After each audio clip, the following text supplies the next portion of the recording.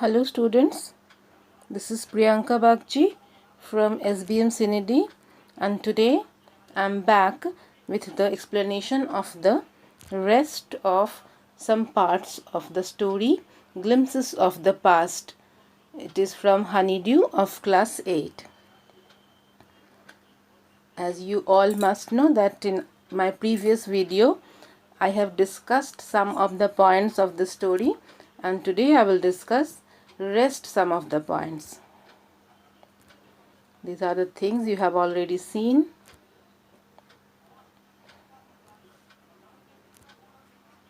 The vocabulary, to learn the word meanings. These are the main important 9 periods of the chapter, Glimpses of the Past. The first war of independence. So you must remember that we have done these first 3 main periods. And then today I will start from here. 1, 2 and 3. Raja Ram Mohan Roy, oppression and dissatisfaction. So Raja Ram Mohan Roy, and the period is between 1772 and 1833.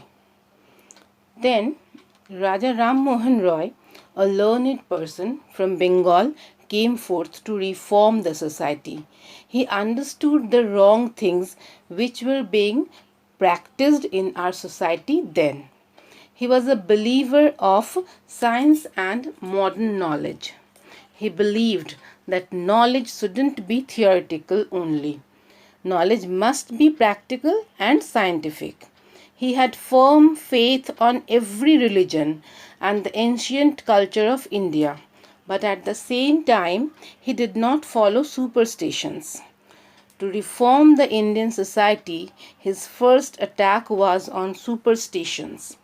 According to him, superstitions had been ruining us literally. He cut the superstitious beliefs of the spiritual gurus that to cross seas meant to lose religion, and went to England to find out what were the things or the teachings that made the British powerful. He attended seminars there and politely but skillfully threw the questions to the British that rulers too had a duty towards their subjects, as the British were ruling India then and taking the Indians as their subjects and ruining them. One more important lesson he taught us through the conversation between him and his wife, Uma. The conversation was that though the cows are of different colors, but the color of the milk is same, white. Similarly, there are so many religions and many preachers, but the essence of their teaching is the same. After returning from England, he started newspaper in India, but looking at his upgoing popularity, the suspicious British stopped them in 1823. So this was the period here we have discussed. This is the picture of Raja Ram Mohan Roy. Now coming to the next point, oppression, and the period is between 1765 and 1835. But the British continued to oppress Indians in every field.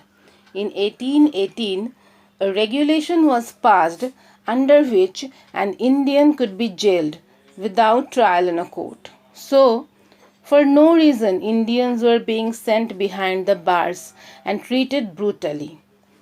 When the cottage industries, the traditional artisans, cotton weavers, farmers, etc., were fighting for their survival everywhere, the British officers were withdrawing high salaries and making their future bright by earning huge profits in every field.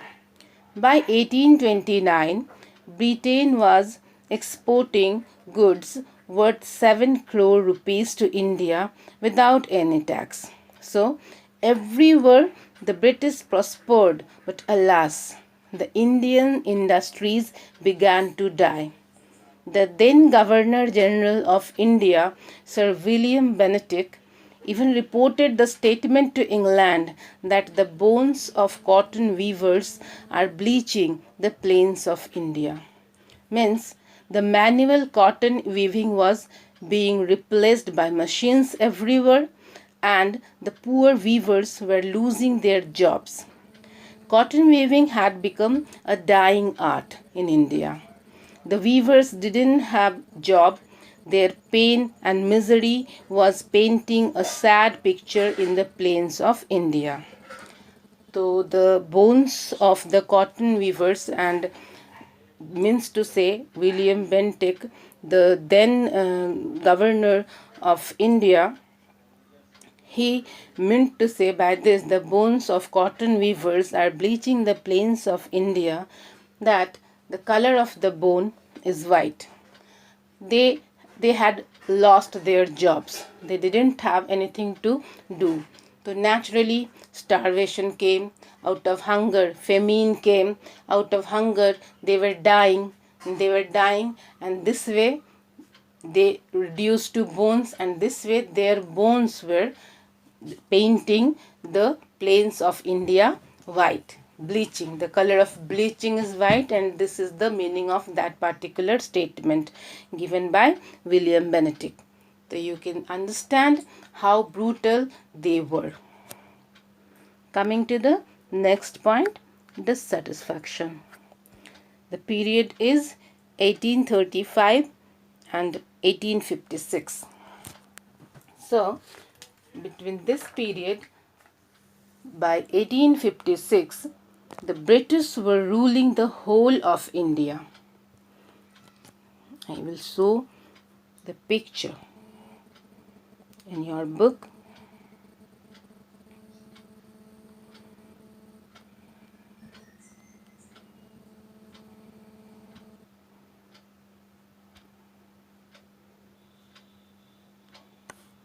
This is the picture. This is the time period by 1856. This is the picture of India, and here in this box you can see this red color. This is showing the invasion of the British in India. You can see how they had already invaded almost the whole of India by this time. So by 1856, the British, they were ruling the whole India. Coming to the point,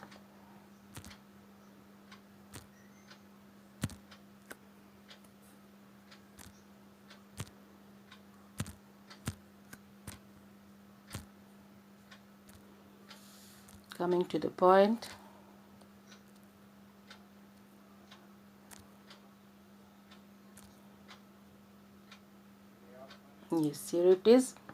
Before 1835, the medium of education in India used to be Persian and Sanskrit. But in the year 1835 came an Englishman named Macaulay. And Macaulay suggested that the medium of education must be shifted from Sanskrit and Persian to English. The proposal of Macaulay was granted. The aim was to produce an army of clerks to assist the British. It happened too. Many Indians got clerical jobs, but at the same time it gave birth to an intelligence, a mutiny among the group of intellectual Indians. They started thinking that education was must.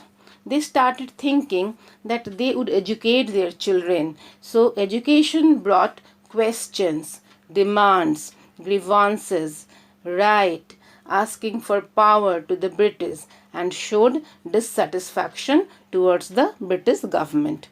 People wanted to get rid of the British. By getting educated, people had the thought in mind how they were becoming the puppets in the hands of the British, how they were losing their jobs, lands, religion, and self respect. Slowly, the suffocation took an enormous shape, and people started planning mutiny to drive the British back from India. These things also I can show you from the pictures in your book. The dissatisfaction period is very beautifully given in the book, which I'm going to show.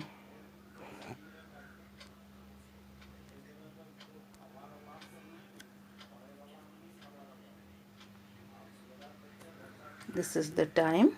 You see, in these speech bubbles, you will get to know how the people were expressing their thoughts, that because of this new education system, when they also became educated, they also got knowledge, they arose questions, they arose demands, they talked about rights, and then the mutiny. So this was the discussion today, and this much for today, students. Goodbye.